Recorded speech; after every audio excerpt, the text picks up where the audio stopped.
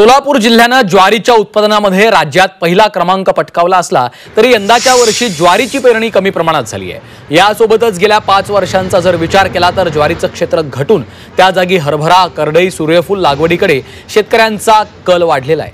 वाढतं उत्पादन खर्च, हवामानामधील बदल आणि कमी दरामुळे शेतकरी राजा वेगवेगळे प्रयोग करताना दिसून येतोय आणि याचाच आढावा घेतला आहे आमचे प्रतिनिधी अभिषेक आदेप्पा यांनी। ज्वारीचे कोठार म्हणून सोलापूर जिल्ह्याची ओळख आहे आणि यंदाच्या वर्षी जर आपण पाहिलं तर प्रत्येक वेळेस प्रमाणे ज्वारीच्या क्षेत्रामध्ये पेरणीमध्ये राज्यात सोलापूरचा दबदबा हा कायम राहिल्याचं आपल्याला पाहायला मिळते। सोलापूर जिल्ह्यामध्ये सर्वाधिक पेरणी जर होत असेल तर ती मंगळवेढ्यात होत असते। मात्र यंदाच्या वर्षी काहीसं वेगळं चित्र पाहायला मिळते। मंगळवेढ्यात ज्वारीचं जे उत्पादन आहे ते घटल्याचं आपल्याला पाहायला मिळते आणि ही जी ज्वारीची जागा आहे ती हरभरा, करडई, सूर्यफूल यांनी घेतल्याचं आपल्याला पाहायला मिळते। एकंदरीत मंगळवेढ्यातील पीक पद्धतीत बदल होताना देखील दिसतोय। 3 वर्षांपासून ज्वारीचे जे क्षेत्र आहे ते घटताना आपल्याला दिसून येते। एकंदरीत जर गेल्या 3 वर्षातला आपण जर अहवाल पाहिला 2021 आणि 22 मध्ये 29,899 हेक्टर क्षेत्रावर ज्वारीची पेरणी ही झाली होती। 2022 आणि 23 मध्ये 25,638 हेक्टर क्षेत्रावर झाली होती, तर 23 आणि 24 मध्ये 25,466 हेक्टर क्षेत्रावर ज्वारीची ही पेरणी झाली होती। मात्र असं असलं तरी राज्यात ज्वारीचा सोलापूर जिल्ह्याचा प्रथम क्रमांक लागतो। मात्र मूळ जी मालदांडी नावाची जो वाण आहे तो मंगळवेढ्यात विशेषतः घेतला जातो। मात्र आता तिथंच क्षेत्र थोडंसं घटताना आपल्याला दिसून येत आहे। कॅमेरामॅन अनिल कांबळेसह अभिषेक आदेप्पा, झी24 तास, सोलापूर।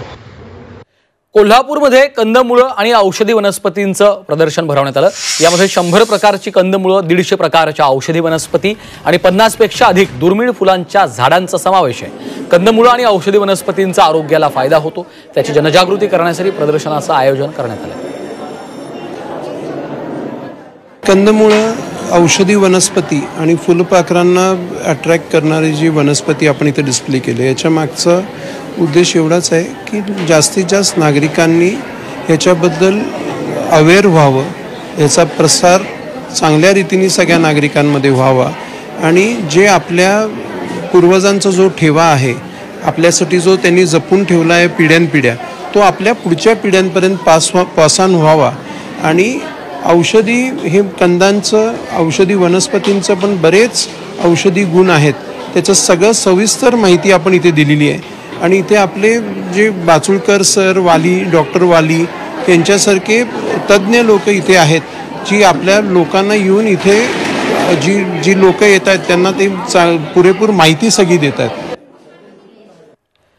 शहापुरातील कृषी उत्पन्न बाजार समितीमध्ये भाजीपाल्याची आवक वाढल्याने भाज्यांचे दर घसरलेत। टोमॅटो, काकडी आणि गाजर 20 ते 40 रुपये प्रति किलोने विकले जात आहेत। मेथी आणि कोथिंबीर 20 रुपये जुडी तर दुधी भोपळा 10 रुपये किलो असा दर मिळतोय। मात्र वाटाणा, भेंडी, मिरची आणि वांगी 20 ते 80 रुपये प्रति किलो इतक्या दराने विकले जात आहेत।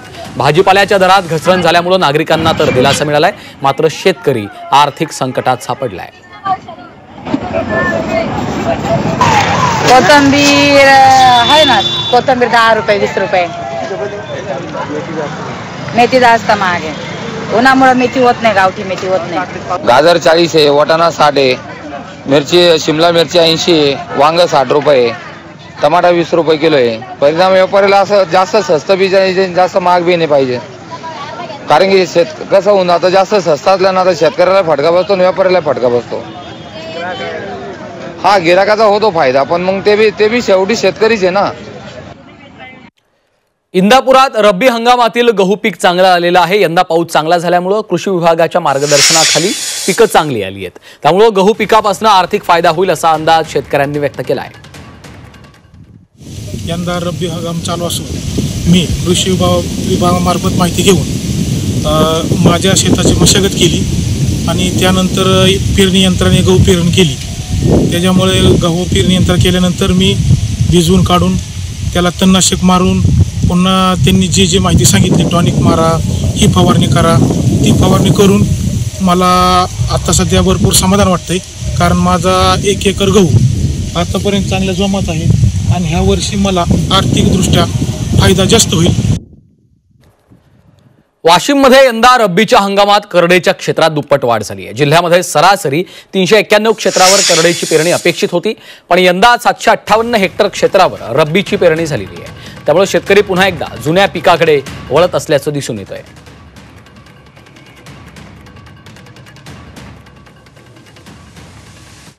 अमरावतीच्या तळेगाव दशासरमध्ये ऐतिहासिक शंकरपटाला सुरुवात झाली आहे।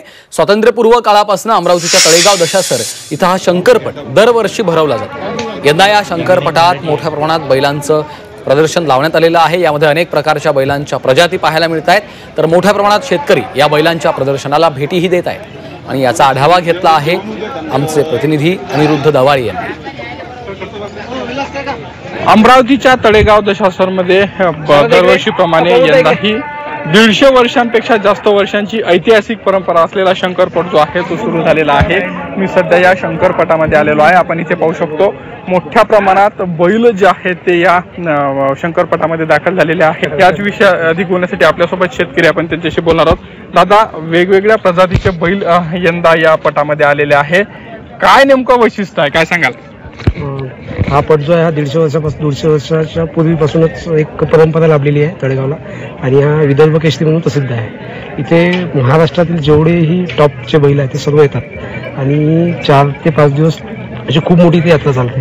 आमचा हा आसरा ग्रुप आहे, आम्ही पण 2-3 वर्षापासून यात म्हणजे भाग घेतलेला आहे। आमचे जे सर आहे डॉक्टर आशिष सालनकर सर, हे एक खूप चांगले गौसेवक आहे। त्यांनी खूप दिवसापासून जे आपल्या इथे जे म्हणजे संपत चाललेले प्रजाती आहे गवळाळू, त्याची प्रजाती करून ठेवलेली आहे। त्याचप्रमाणे वेगवेगळ्या जातीचे इथे बैल आणलेले आहे आम्ही। खिल्लार पण आहे, सलगर जे महाराष्ट्रातली टॉप म्हणजे जगातली जे टॉप एंड जात आहे धावण्याच्या बाबतीत ती पण आमचं अवेलेबल आहे। ही मुंगलाई म्हणून आहे, अशा प्रत्येक जातीचे आमचे बैल आहे। नक्कीच आता जर पाहिलं तर जगप्रसिद्ध जे बैल आहेत ते सध्या या शंकरपटामध्ये दाखल झालेले आहे आणि इथून पुढे 4 दिवस या बैलांचं प्रदर्शन इथं पाहायला मिळणार आहे। व्हिडिओ जर्नलिस्ट सागर ताडेसह मी अनिरुद्ध दवाळे, झी मीडिया, तळेगाव दशासर, अमरावती।